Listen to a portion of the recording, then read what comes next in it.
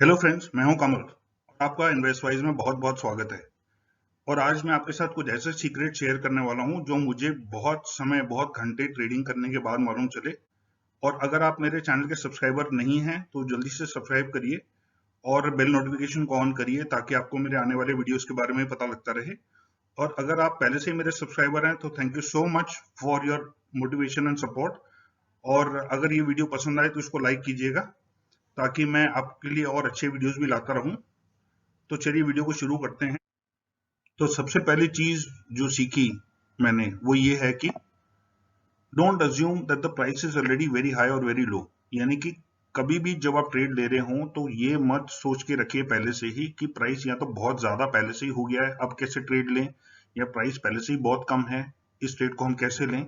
तो ये मैं आपको इस चार्ट के जरिए समझाता हूं। इस यहाँ पे अगर हम देखें, ये जो ट्रेंड है इस चार्ट में, ये नीचे की तरफ का है जैसे हम देख रहे हैं। ये नीचे आया, यहाँ से पुल बैक हुआ थोड़ा सा, फिर नीचे आया, फिर पुल बैक हुआ, फिर उसके बाद यहाँ से फिर नीचे आया। तो कोई भी ट्रेडर होगा उसको इस चार्ट में यहाँ तक, इस पॉइंट तक ये लगेगा कि क्योंकि लोअर हाइज और लोअर लोज बन रहे हैं तो ये ट्रेंड नीचे का ही है। लेकिन अगर हम इस पॉइंट पे देखें तो यहाँ से ये कंसोलिडेशन शुरू हुई और उसके बाद यहाँ से ये ऊपर जाना शुरू हुआ। तो यहाँ पे कंफ्यूजन ये आएगी कि सबसे पहले लगेगा कि ये एक एरिया ऑफ रेजिस्टेंस है क्योंकि यहाँ पे आके ऊपर जाने की कोशिश की, फिर नीचे आया, फिर ऊपर जाने की कोशिश की, फिर नीचे आया। तो यहाँ ऐसा लगेगा किसी को भी ट्रेड लेते समय कि अब शायद इससे, क्योंकि दो बार वापस आ चुका है तो अब ये डाउनवर्ड ट्रेड कंटिन्यू करेगा, तो वो ट्रेड लेगा नहीं। लेकिन यहाँ हम देख रहे हैं कि इसने इस पॉइंट पे इसने उस रेजिस्टेंस को ब्रेक किया और वो ऊपर जाता गया। अब जो भी ट्रेड लेने की कोशिश करेगा यहाँ पे उसको लगेगा नेक्स्ट पॉइंट ऑफ रेजिस्टेंस जो है वो इस पॉइंट पे है, क्योंकि यहाँ पे अगर हम देखें तो दो बार पहले ये इस पॉइंट से सपोर्ट ले चुका है। तो क्योंकि अब ये नीचे आ गया तो इस पॉइंट पे अब ये लाइन जो है ये अब रेजिस्टेंस बन गई। तो यहाँ पे लगेगा कि अब यहाँ से ये पैटर्न फिर से नीचे आ सकता है क्योंकि ये एक रेजिस्टेंस बन चुका है जो पहले ऊपर यहाँ तक एक सपोर्ट लाइन थी। लेकिन हम ये देख रहे हैं कि इस लाइन को भी इसने यहाँ पे ब्रेक कर दिया, थोड़ा सा नीचे आया लेकिन फिर से इसने ब्रेक कर दिया। उसके बाद नेक्स्ट लगेगा किसी को भी कि ये अब एक नया लाइन ऑफ रेजिस्टेंस हो सकता है क्योंकि यहाँ पे इसने सपोर्ट लिया था, फिर यहाँ इसने सपोर्ट लिया, यहाँ पे रेजिस्टेंस बना, यहाँ पे रेजिस्टेंस बना। तो यहाँ से भी ये एक रेजिस्टेंस की तरह एक्ट कर सकता है क्योंकि पहले कई इंस्टेंसेस थे जहां पे ये पहले रेजिस्टेंस या सपोर्ट बना चुका है। लेकिन हमने देखा कि यहाँ पे भी इसने इस लाइन को क्रॉस कर दिया, फिर नीचे आया, फिर और ऊपर चला गया। फाइनली जब यहाँ तक आ चुका है तो किसी को ये लगेगा कि अब ये एक नया रेजिस्टेंस हो सकता है, तो इसमें बहुत ज्यादा गैप बचा नहीं है, तो अब ट्रेड लेने का कोई फायदा नहीं है क्योंकि पहले ही इसने काफी अपवर्ड मूवमेंट कर दी है। तो इतने से थोड़े से मार्जिन के लिए रिस्क क्यों लेना, क्योंकि अब ये अगर हम देखें तो यहाँ पे दो बार तो ये रेजिस्टेंस प्रूव हो चुका है। तो यहाँ पे एक जब पॉइंट पे आके इसने एक लंबी कैंडल बनाई लेकिन यहाँ पे इसका थोड़ा सा मोमेंटम कम हो गया। तो कोई भी अगर ट्रेड यहाँ इस पॉइंट पे लेने की कोशिश करेगा तो यहाँ पे उसको कंफ्यूजन हो सकती है और वो इस पॉइंट पे सोचेगा कि यहाँ से सिर्फ यहाँ तक का फासला है जो कि बहुत कम है, तो इतने से मार्जिन के लिए ट्रेड लेने का कोई फायदा नहीं है। लेकिन यहाँ से भी हमने देखा कि ये कैंडल एक और लार्ज कैंडल बना के इस रेजिस्टेंस को भी तोड़ के ऊपर निकल गया। और फाइनली अगर हम देखें तो ये एक पॉइंट ऑफ रेजिस्टेंस यहाँ था और अब ये पॉइंट ऑफ रेजिस्टेंस यहाँ भी बन सकता है। तो यहाँ अगर हम देखें तो इस पॉइंट पे आके इसने एक बार रेजिस्टेंस लिया, फिर यहाँ सपोर्ट लिया, फिर दूसरी बार रेजिस्टेंस आया, फिर यहाँ सपोर्ट आया, फिर तीसरी बार रेजिस्टेंस आया, यहाँ पे सपोर्ट आने के बाद में फिर से रेजिस्टेंस आया और उसके बाद फाइनली स्टॉक ने नीचे मूव करना शुरू किया।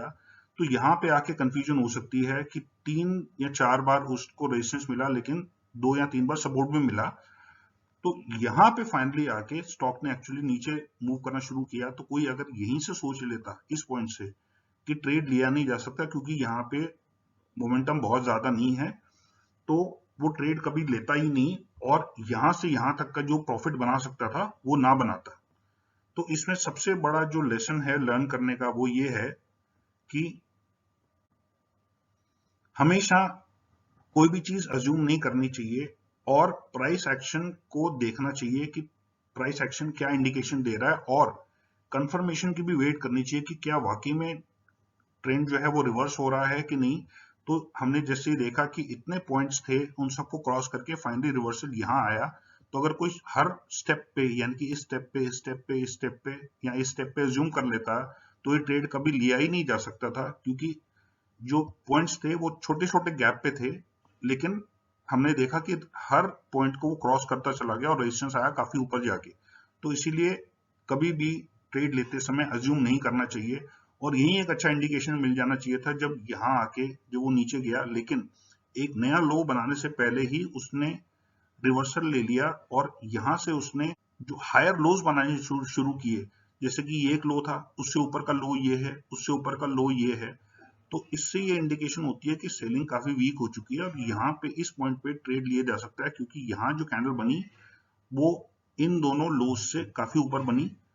तो यहाँ अगर कोई ट्रेड लेता तो यहाँ से लेकर यहाँ तक का वो मार्जिन कमा सकता था, और ये बहुत अच्छी ट्रेड हो सकती थी।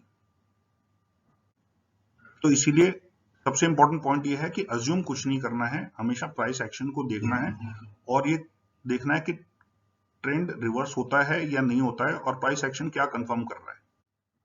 नेक्स्ट पॉइंट जो है वो ये है कि काफी बार तो हम ये देखते हैं कि जब एक ट्रेंड रिवर्स होता है तो उसमें ऑलमोस्ट इमीडिएटली एक पुल बैक भी आता है।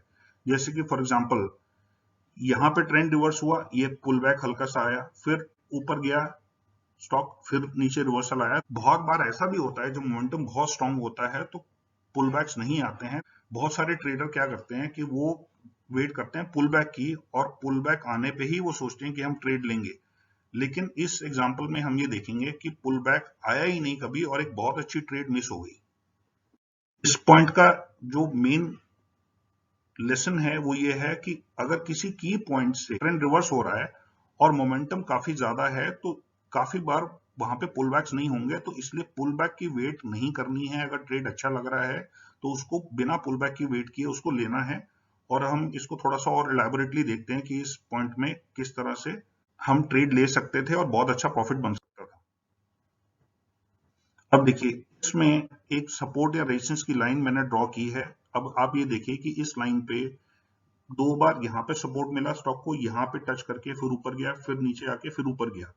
यहाँ पे इस पॉइंट पे रेजिस्टेंस मिला, क्योंकि नीचे आ चुका था। तो हम सब जानते हैं कि जो पॉइंट होती है सपोर्ट या रेजिस्टेंस की, वो अगर पहले सपोर्ट था तो बाद में रेजिस्टेंस बन जाता है, या पहले रेजिस्टेंस था तो बाद में सपोर्ट बन जाता है।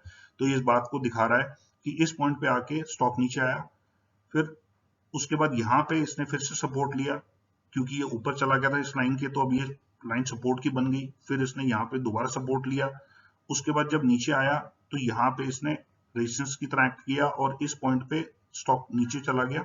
उसके बाद फिर से यहाँ सपोर्ट बना, फिर यहाँ रेजिस्टेंस बना, और फिर फाइनली ब्रेकआउट कर गया। और यहाँ पे भी एक फिर से एक सपोर्ट की तरह इसने एक्ट किया। अब इसको थोड़ा क्लोजली देखते हैं इस चार्ट को कि आगे जाके क्या हुआ। इस पॉइंट पे मैंने थोड़ा जूम किया है। अब आप ये देखिए कि ये जो ट्रेंड था अभी तक, इस पॉइंट से लेकर ये डाउनवर्ड ट्रेंड था, ये नीचे आया, फिर यहाँ से इसने थोड़ा सा पुल बैक किया, फिर से नीचे आया। ये पॉइंट ऑफ ट्रेंड रिवर्सल बन गया। इस पॉइंट पे हम फोकस करते हैं, देखते हैं क्या हुआ यहाँ पे। ये देखिए, ये छोटा सा एक रेजिस्टेंस लाइन मैंने ड्रॉ की है, और दूसरा हम अगर ट्रेंड लाइन ड्रॉ करें तो ये ट्रेंड लाइन बन जाती है। तो अब ये जो है ये मूविंग एवरेज की लाइन है, प्लस लॉन्ग टर्म सपोर्ट और रेजिस्टेंस। तो यहाँ पे आके इसने जो सपोर्ट लिया है, उसके बाद ये एक छोटा सा रेजिस्टेंस बना और ये ट्रेंड लाइन बनी। तो यहाँ आके हमने देखा कि मूविंग एवरेज भी कोइंसाइड कर रही है, यहाँ पे एक छोटा रेजिस्टेंस भी है और ट्रेंड लाइन भी है। तो यहाँ आके कोई ये सोचेगा कि इस पॉइंट पे जरूर एक पुल बैक आएगा और उस पुल बैक के बाद मैं ट्रेड लूंगा, लेकिन वो पुल बैक आया ही नहीं, और यहाँ से स्टॉक एकदम शूट अप कर गया। और अब देखिए अब ट्रेंड किस तरह का बन गया। पहले जो डाउनवर्ड ट्रेंड था वो यहाँ अप हुआ, हल्का सा मार्जिनल सा ना के बराबर यहाँ पुल बैक हुआ, उसके बाद स्टॉक दोबारा शूट अप कर गया। तो इस पॉइंट पे अगर किसी ने सोचा होता कि पुल बैक आके यहाँ तक आएगा स्टॉक और यहाँ पे ट्रेड लेगा कोई, तो ये पॉइंट कभी आया ही नहीं, और एक बहुत अच्छी ट्रेड जो बहुत अच्छा प्रॉफिट दे सकती थी वो मिस हो गई। अब ये देखिए कि पुल बैक अकर क्यों होते हैं।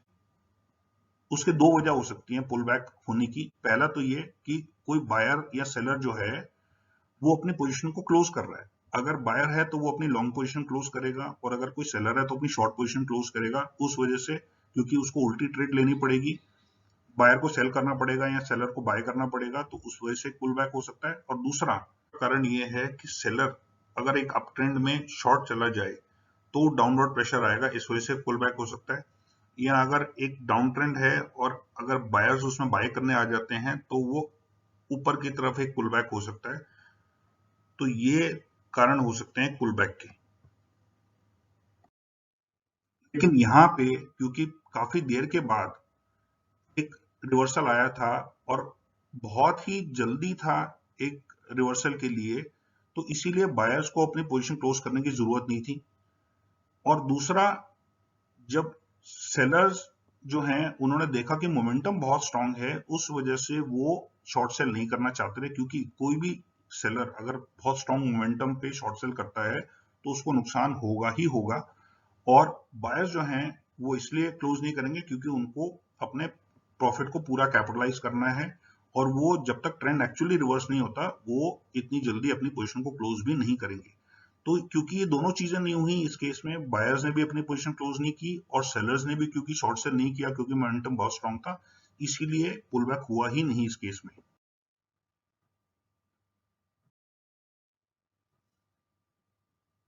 तीसरा जो लेसन है वो ये है कि जब भी हम ट्रेड लें, हमें ये देखना है कि क्या जो मूवमेंट हो रही है वो बाकी सिग्नल्स या बाकी साइंस के साथ कोरिलेट कर रही है कि नहीं कर रही। और इसका मतलब मैं आपको अभी समझा देता हूं इस चार्ट में। अब इस चार्ट में अगर हम देखें तो हमें एक बहुत अच्छा ट्रेड मिला, लेकिन साइंस जो हैं वो बाकी साइंस के साथ कोरिलेट नहीं कर रहे थे। तो हमें काफी केयरफुल रहना चाहिए ऐसे ट्रेड्स में। यानी कि अगर मान लीजिए आपको एक स्टॉक में बाइंग दिख रही है कि बाइंग का बहुत अच्छा मौका दिख रहा है, लेकिन मान लीजिए पूरा इंडेक्स डाउन है या वो पर्टिकुलर सेक्टर के बाकी स्टॉक्स डाउन हैं और एक स्टॉक उस सेक्टर का ऊपर जा रहा है, तो उसके एक कारण तो ये हो सकता है कि उस स्टॉक पर्टिकुलर स्टॉक में कोई बहुत पॉजिटिव न्यूज है। तो सबसे पहले तो हमें ये चेक करना चाहिए कि क्या वाकई में कोई न्यूज बेस्ड डेवलपमेंट है जिसकी वजह से वो स्टॉक ऊपर जा रहा है। अगर नहीं है तो क्या वॉल्यूम्स बहुत ज्यादा हैं जिसकी वजह से वो ट्रेंड रिवर्स हो रहा है। अगर ऐसा भी नहीं है तो क्या वजह है। अगर बहुत कम वॉल्यूम्स पे एक स्टॉक रिवर्सल कर रहा है, वो भी बाकी चीजों के अगेंस्ट जाके, बाकी फैक्टर्स के अगेंस्ट जाके, कि वो इंडेक्स उस दिन जो मार्केट है वो एक डायरेक्शन में जा रही है और ये स्टॉक उल्टे डायरेक्शन में जा रहा है, और बाकी जो स्टॉक्स हैं उस पर्टिकुलर सेक्टर के वो भी एक अलग डायरेक्शन में जा रहे हैं, तो हमें ये सब भी फैक्टर्स देखने हैं। अगर वॉल्यूम्स भी नहीं है, बहुत कम वॉल्यूम्स पे वो स्टॉक रिवर्स कर रहा है, तो वो हमें केयरफुल रहना चाहिए ऐसी चीजों को लेके। इसमें हम ये देखें कि यहाँ एक इस पॉइंट पे एक समझ लीजिए एक रेजिस्टेंस था, जो कि यहाँ से स्टॉक जो है वो नीचे आना शुरू हुआ इस पॉइंट से। उसके बाद ये भी एक सपोर्ट बन गया इस पॉइंट पे जाके, क्योंकि जब ये क्रॉस हुआ, अब आप देखिए इतनी स्ट्रॉन्ग कैंडल के साथ में इस स्टॉक ने रिवर्सल किया।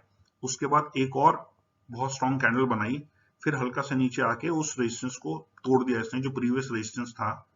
और ये जो लाइन है ये 50 डे ईएमए की लाइन है, तो 50 डे ईएमए के पास में आके उसने रिवर्सल किया है।